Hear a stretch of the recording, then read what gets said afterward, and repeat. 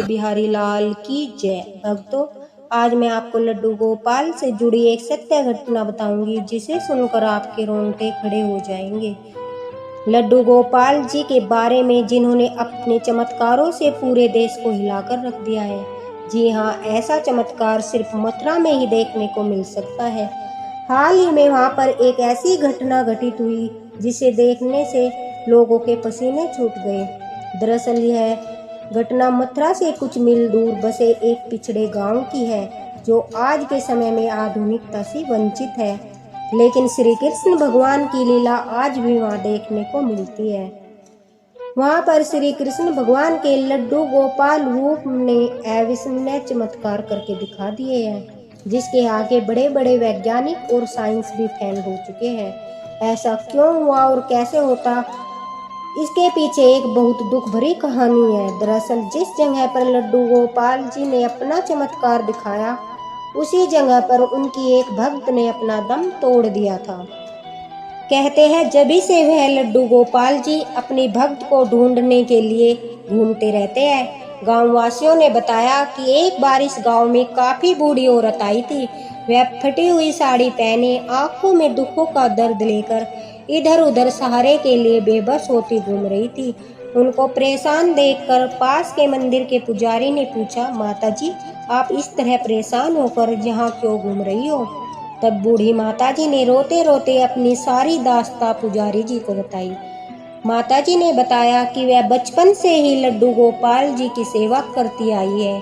उन्हीं के आशीर्वाद से उनके पास आज काफी प्रॉपर्टी है।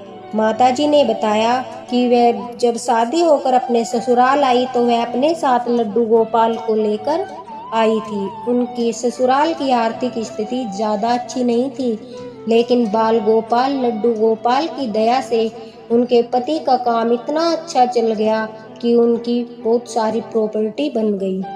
माताजी के 2 बेटे थे, लेकिन कुछ समय के बाद उनके पति की मृत्यु हो गई। अब माताजी की उम्र भी हो चुकी थी। माताजी ने अपने दोनों बेटों की शादी बड़ी धूमधाम से की और माताजी चाहती थी कि उनकी दोनों बहुएं लड्डू गोपाल की सेवा करें और घर में सुखमय वातावरण बनाकर रखे। लेकिन माताजी की दोनों बहुएं उनके साथ हमेशा लड़ाई झगड़ा करती और लड्डू गोपाल की सेवा करने से मना कर देती थी, जिसकी वजह से घर में दिन रात क्लेश रहता था।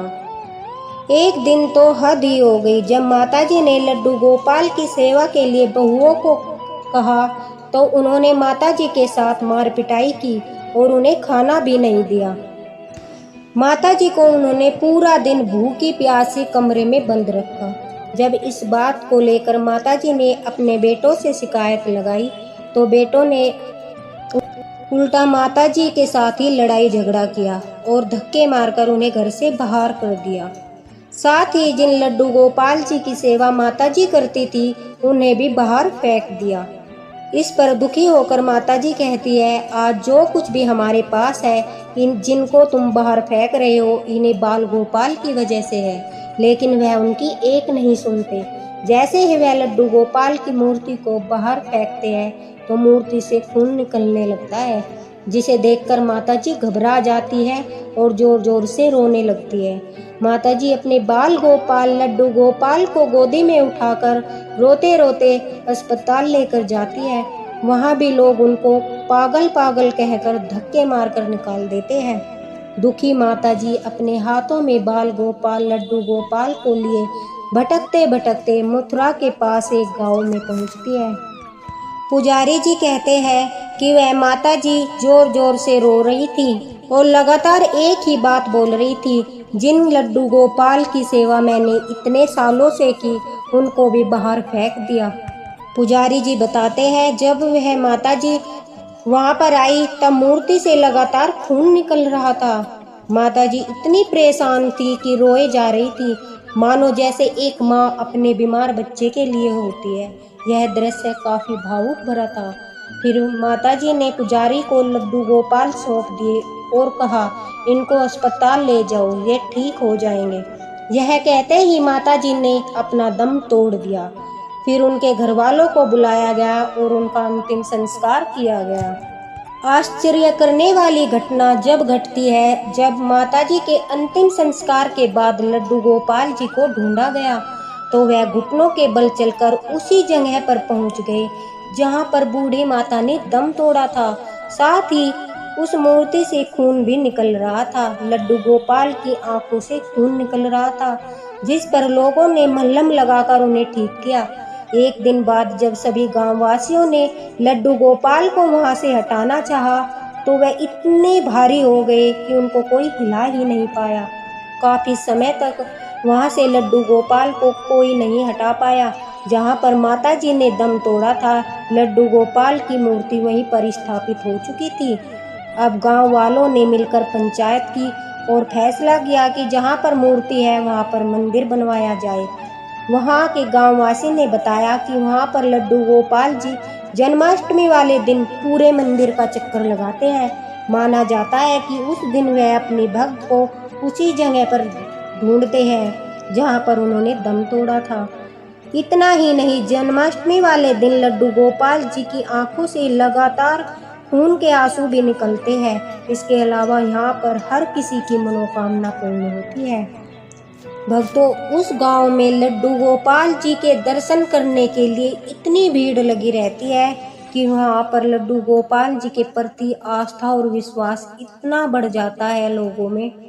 वहाँ पर जो भी मनोकामना वे जाकर मांगते हैं, जो भी इच्छा उनके दिल में होती है, उनकी सब इच्छाएं पूरी होती है। बाल गोपाल की दया से, कृपा से उनकी हर इच्छा पूरी होती है। हमारे बाल गोपाल इतने चमत्कार करते हैं, इतनी लीलाएं करते हैं। इस कलयुग में भी वे हमें बार बार अपने होने का संकेत देते हैं।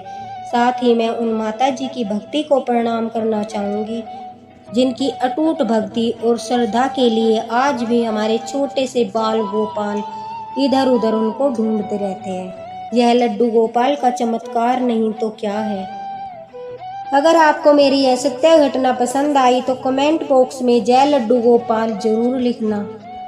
कहते हैं ना भक्तों, हर मानव के जीवन का दूर सारा भय हो जब हृदय से बोले लड्डू गोपाल की जय हो।